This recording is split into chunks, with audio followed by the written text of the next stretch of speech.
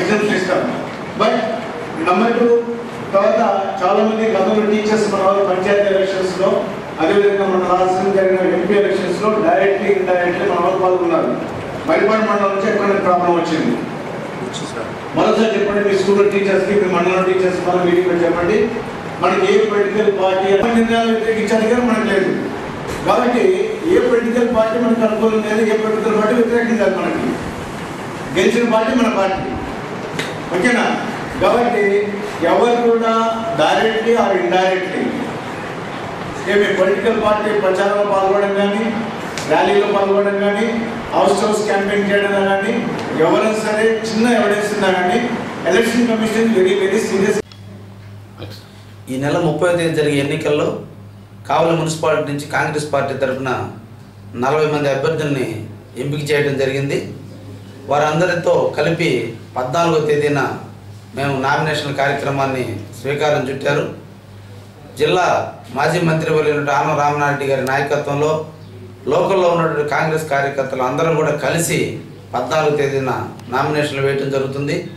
కాబట్టి కాంగ్రెస్ కార్యకర్తలు, అభిమానులు, ప్రజలు అందరూ కూడా వారి దీవులను అందించేదానికి రేపు జరిగేటువంటి 14వ తేదీ జరిగేటువంటి నామినేషన్ పర్వానికి అటెండ్ కావాల్సిందిగా కావలి పట్టణ ప్రజలు కోరుకుంటున్నారు. ఈ నెల 30 జరిగేటువంటి మున్సిపల్ ఎన్నికలలో కావలి పట్టణంలో 40 వార్డులు ఉన్నాయి. ఈ 40 వార్డులకు సంబంధించి కాంగ్రెస్ పార్టీ తరఫున నామినేషన్ల కార్యక్రమం 14వ తేదీన జరుగుతుంది.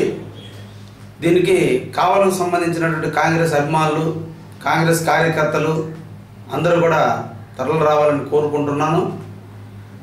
కాంగ్రెస్ పార్టీ ఒక శక్తి.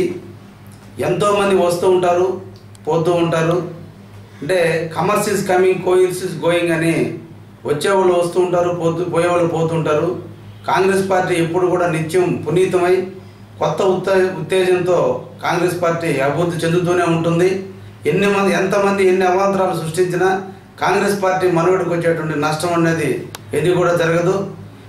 ఈ రోజున కావలిలో ఇప్పటివరకు కాంగ్రెస్ జెండాలు మోసి కాంగ్రెస్ అడుగుజాడల్లో ఎదిగి ఎన్నో రకాలుగా పదవులు పొందినటువంటి వ్యక్తులు ఆఖరి క్షణంలో పక్క పార్టీలకు వెళ్ళటం ఈ కావలి పట్టణ ప్రజలు జీర్ణించుకోలేని పరిస్థితిలో ఉంది.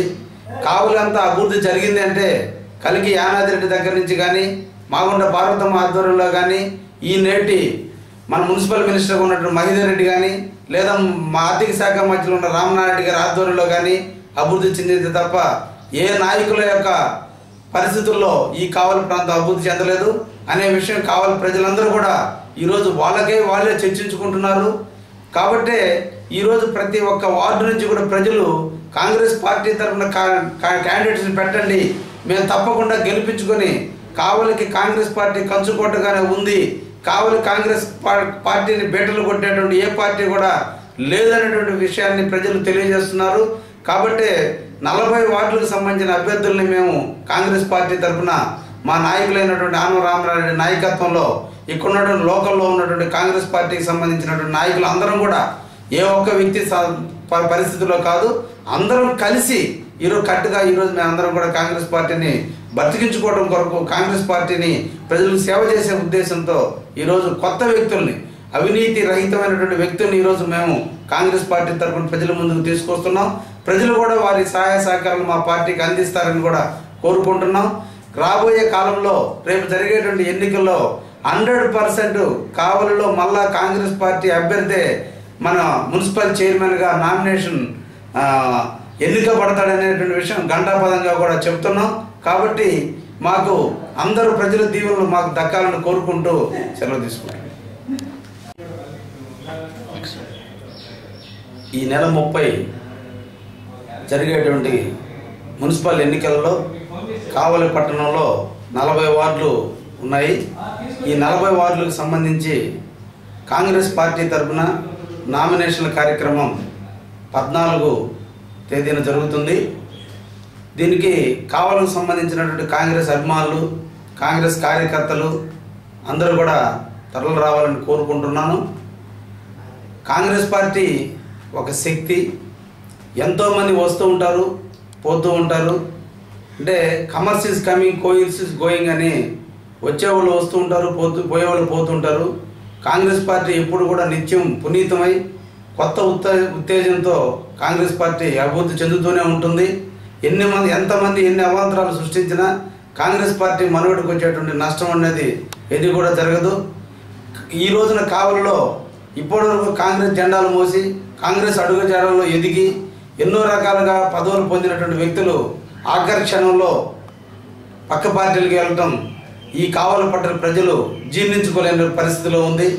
కావలి అంతా అభివృద్ధి జరిగింది అంటే కలిగి యానాదిరెడ్డి దగ్గర నుంచి కానీ, మాగుంట భారతమ్మ ఆధ్వర్యంలో కానీ, ఈ నేటి మన మున్సిపల్ మినిస్టర్గా ఉన్నటువంటి మహేందర్ రెడ్డి కానీ, లేదా మా ఆర్థిక శాఖ మధ్యలో ఉన్న రామనారెడ్డి గారి ఆధ్వర్యంలో కానీ అభివృద్ధి చెందింది తప్ప ఏ నాయకుల యొక్క పరిస్థితుల్లో ఈ కావలి ప్రాంతం అభివృద్ధి చెందలేదు అనే విషయం కావలి ప్రజలందరూ కూడా ఈరోజు వాళ్ళే చర్చించుకుంటున్నారు. కాబట్టే ఈరోజు ప్రతి ఒక్క వార్డు నుంచి కూడా ప్రజలు కాంగ్రెస్ పార్టీ తరఫున క్యాండిడేట్స్ని పెట్టండి, మేము తప్పకుండా గెలిపించుకొని కావలికి కాంగ్రెస్ పార్టీ కంచుకోటగానే ఉంది, కావలి కాంగ్రెస్ పార్టీని బీటలు కొట్టేటువంటి ఏ పార్టీ కూడా లేదనేటువంటి విషయాన్ని ప్రజలు తెలియజేస్తున్నారు.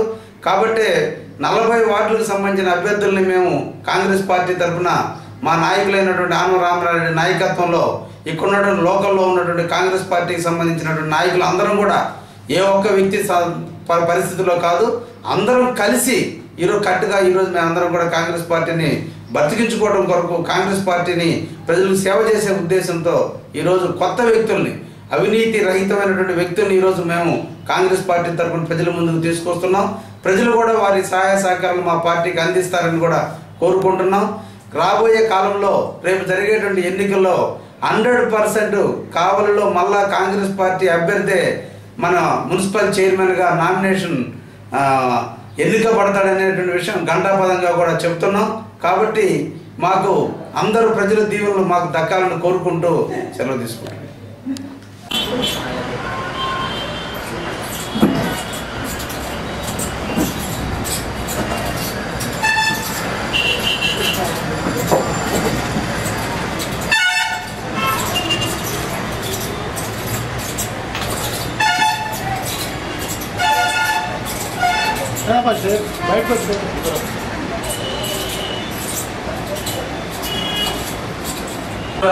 అడగనమ్మా, ఇప్పుడు మనం స్టేట్మెంట్ చెప్తామన్నాము, ఆ దిశలో మనం యాక్ట్ చేస్తున్నాం.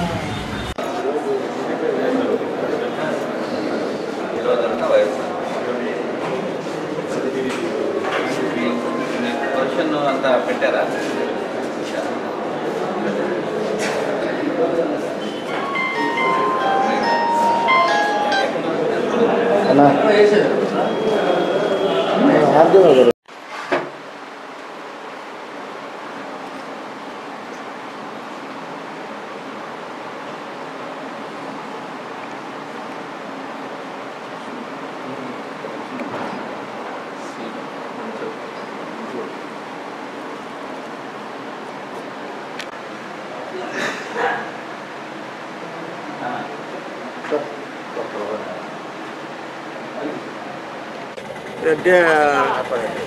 నిలబడేదానికి టికెట్ కన్ఫర్మ్ చేస్తామని చెప్పారు.